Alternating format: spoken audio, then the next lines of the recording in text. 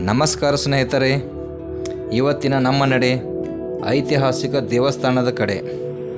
ಬೆಳಗಾವಿ ಜಿಲ್ಲೆಯ ಖಾನಾಪುರ ತಾಲೂಕಿನಲ್ಲಿರುವ 100 ವರ್ಷ ಇತಿಹಾಸ ಹೊಂದಿರುವ ಐತಿಹಾಸಿಕ ಪುರಾತನ ಪುಣ್ಯಸ್ಥಳ ಬೆಟ್ಟದ ಶ್ರೀ ಸಿದ್ಧ ಮಚ್ಚೇಂದ್ರನಾಥ ದೇವಸ್ಥಾನದ ಕಡೆಗೆ ನಮ್ಮ ಪಯಣ.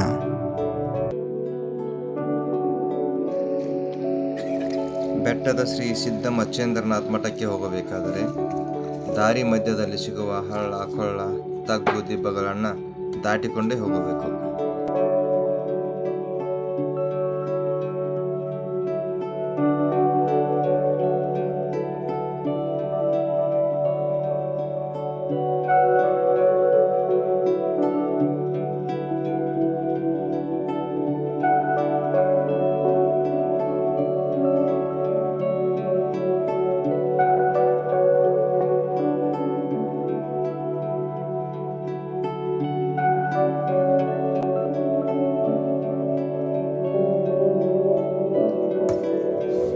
ದಾರಿ ಮಧ್ಯೆ ಇರುವ ಈ ಒಂದು ಹಳ್ಳವನ್ನು ಸರಿಪಡಿಸಿಕೊಂಡು ದಾಟಲು ನಮಗೆ ಸುಮಾರು 1 ಗಂಟೆ ಸಮಯ ಬೇಕಾಯಿತು.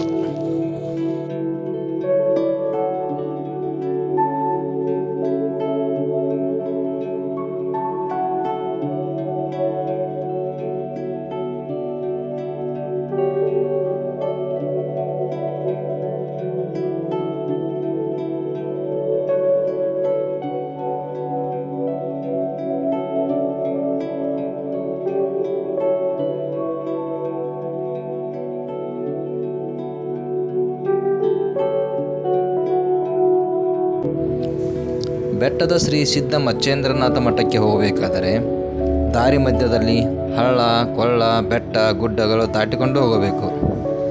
ದಾರಿ ಮಧ್ಯದಲ್ಲಿ ಅಪಾಯಕಾರಿ ತಿರುವು ಕಡಿದಾದ ದಾರಿ ಇರುವುದರಿಂದ ಮಳೆಗಾಲ ಸಮಯದಲ್ಲಿ ಕಾರ್ ಚಾಲನೆ ಮಾಡಿಕೊಂಡು ಹೋಗುವುದು ಅಪಾಯಕಾರಿ ಎಂದೇ ಹೇಳಬಹುದು.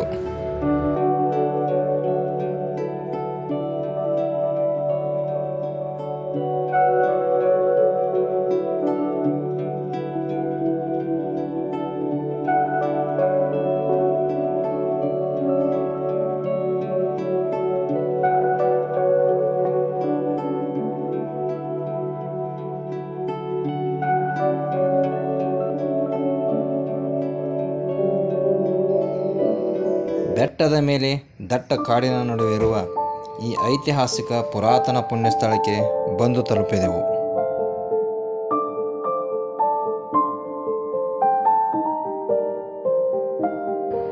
ಇದು ಬೆಟ್ಟದ ಮೇಲೆ ದಟ್ಟ ಕಾಡಿನ ನಡುವೆ ಇರುವ ಒಂದು ಪುರಾತನ ಐತಿಹಾಸಿಕ ದೇವಸ್ಥಾನ. ಈ ದೇವಸ್ಥಾನವು ಬೆಳಗಾವಿಯಿಂದ 45 ಕಿಲೋಮೀಟರ್, ಖಾನಾಪುರದಿಂದ 20 ಕಿಲೋಮೀಟರ್ ದೂರದಲ್ಲಿದೆ. ಈ ಭಾಗದಲ್ಲಿ ಕಾಡು ಪ್ರಾಣಿಗಳ ಓಡಾಟ ಅತಿಯಾಗಿರುವುದರಿಂದ ರಾತ್ರಿ ವೇಳೆ ಬರುವುದು ಸೂಕ್ತವಲ್ಲ.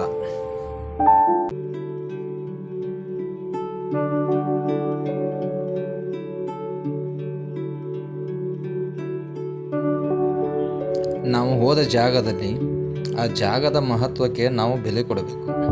ಆದ್ದರಿಂದ ಕೈಕಾಲು ಮುಖ ತೊಳೆದುಕೊಂಡು ಬೆಟ್ಟದ ಶ್ರೀ ಸಿದ್ಧ ಮಚ್ಚೇಂದ್ರನಾಥನ ದರ್ಶನ ಪಡೆದೆವು.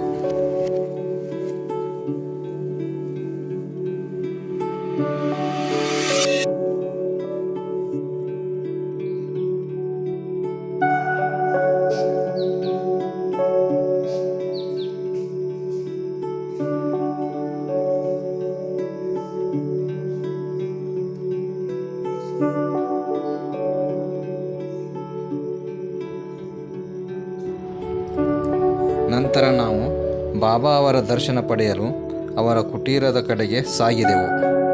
ಬಾಬಾ ಒಬ್ಬರೇ ಕುಟೀರದಲ್ಲಿ ಕುಳಿತಿದ್ದರು. ಬಾಬಾ ಅವರನ್ನು ಭೇಟಿ ಮಾಡಿದೆವು.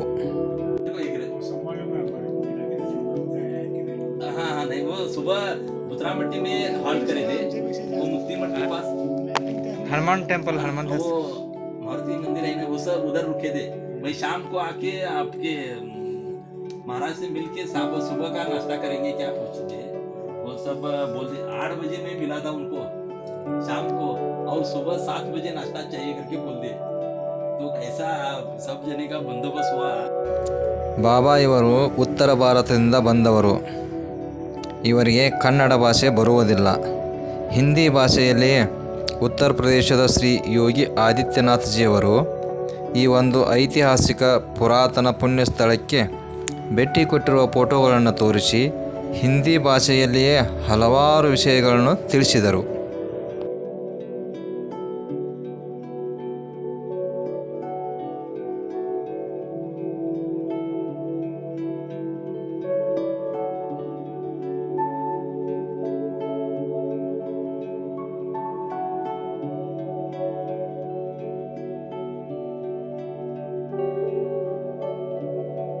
ಒಲೆಯ ಮೇಲೆ ಇರುವ ಅನ್ನ ಪ್ರಸಾದ ತೋರಿಸಿ ಊಟ ಮಾಡುವಂತೆ ಹೇಳಿದರು.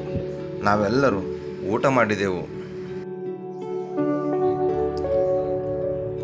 ಬಾಬಾ ಅವರ ಬಳಿ ಬಂದು 1 ಗಂಟೆ ಕಾಲ ಕಳೆದೆವು. ಬಾಬಾ ಅವರಿಂದ ದೇವಸ್ಥಾನದ ಬಗ್ಗೆ ಹಲವಾರು ವಿಷಯಗಳನ್ನು ತಿಳಿದುಕೊಂಡೆವು. ಈ ಜಾಗದಲ್ಲಿ ಸತತ ವರ್ಷದ 365 ದಿನವೂ ಉರಿಯುವ ಪವಿತ್ರ ಅಗ್ನಿಕುಂಡದ ದರ್ಶನ ಪಡೆದೆವು. ಮಳೆಗಾಲ ಇರಲಿ ಚಳಿಗಾಲ ಇರಲಿ ವರ್ಷದ ಪೂರ್ತಿ ಬಾಬಾ ಒಬ್ಬರೇ ತಮ್ಮ ದಿನನಿತ್ಯದ ಪೂಜಾ ಜಪ ತಪ ಕಾರ್ಯಗಳನ್ನು ಮಾಡಿಕೊಂಡು ವಾಸ ಇರುವ ಸ್ಥಳ ಇದು.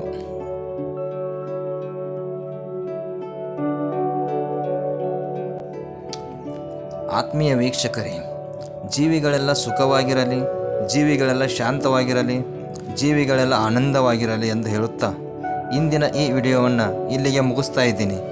ಜೈ ಹಿಂದ್, ಜೈ ಕರ್ನಾಟಕ, ಜೈ ಗೋಮಾತಾ.